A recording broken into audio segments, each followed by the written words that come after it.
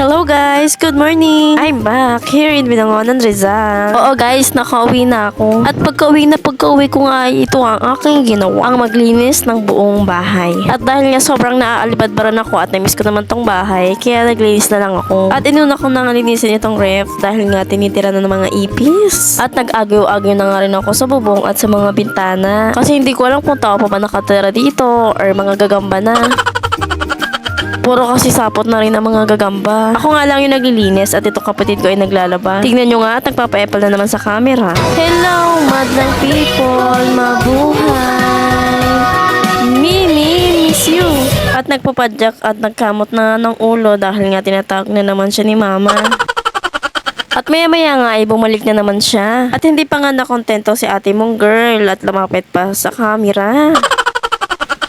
And after kong maayos at malinis yung ref, ay sinunod ko naman tong ayusin at nag-improvise ako ng mga lagay ng sapatos. Dahil nga lagi nakakalat yung mga sapatos nitong mga to. Nakakalat lang kasi itong bagay na puti na ito, kaya ginawan ko na lang ng paraan. Sorry guys, di ko kasi alam talaga kung anong tawag dito. At dahil mapapakinabangan pa naman. At nung nabuo ko nga siya, ito ang kinalabasan. And after ko nga gawin yung lagayan ng sapatos, ay sinunod ko namang linisin itong lagayan ng TV. At medyo makapal na rin yung alikabok. At nagwalis na rin ako at inipon ko na yung mga naipon kong kalat. As you can see guys, hindi pa talaga totally tapos yung bahay namin. Pero ang mahalaga, kahit di ganun kaganda yung bahay nyo, pero malinis naman. And after ko nga maglinis dito sa sala, ay sumunod naman ako dito naglinis sa may kusina. At nagbawas nga ako ng pinggan. Dahil nga kapag maraming pinggan, tamad maghugas at tinatambak na lang sa lababo. Tapos, pinili ko na rin yung mga gamit na hindi naman sa amin at maibalik na sa kapitbahay. And then after ko nga sa kusina, ay nagpalit naman ako ng mga kortina. Tapos may paepa na namang babae dito. Diyos ko.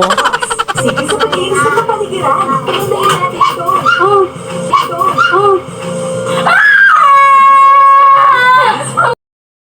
O, diba? Wala na akong nagawa. Diyos may kaiba naman lagyan ng salagubang sa balikat. Eh, bukod sa ipis, ang pinakaayaw ko rin ay yung salagubang. Dahil nga yung salagubang, bukod sa lumilipad to, eh, Diyos may nangiipit din to at napakasakit. At sinasabi ko sa inyo, hindi pa talaga ako tinigilan yan. Mga tumba-tumba na nga, nakakatawa, oh. Kaya manggigigil ka na lang talaga sa babaeng ito, Diyos me.